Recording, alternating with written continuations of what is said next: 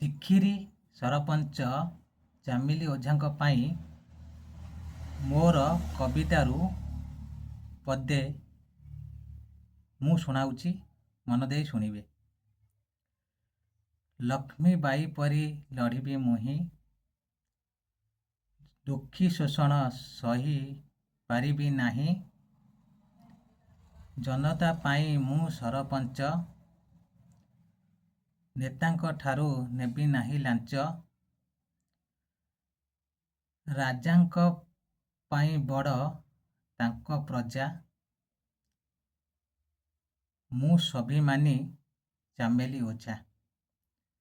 ଯଦି ଆପଣମାନେ ନିଶ୍ଚିତ ଭାବରେ ଏହି ମହିଳା ସରପଞ୍ଚ ଯିଏକି ତିଖିରି ପଞ୍ଚାୟତର ଉନ୍ନତି ପାଇଁ, ଲୋକମାନଙ୍କର ସ୍ୱାର୍ଥ ପାଇଁ ନିଜ ଜୀବନକୁ ଜଳାଞ୍ଜଳି ଦେଇ ମଧ୍ୟ ନେତାଙ୍କ ବିରୋଧରେ ଯାଉଛନ୍ତି, ଆପଣ ନିଶ୍ଚିତ ମାନେ ତାଙ୍କୁ ସପୋର୍ଟ କରନ୍ତୁ। ବହୁ ମାତ୍ରାରେ ଓମେନ୍ ଏମ୍ପାୱାରମେଣ୍ଟ ତାଙ୍କୁ ମିଳୁ।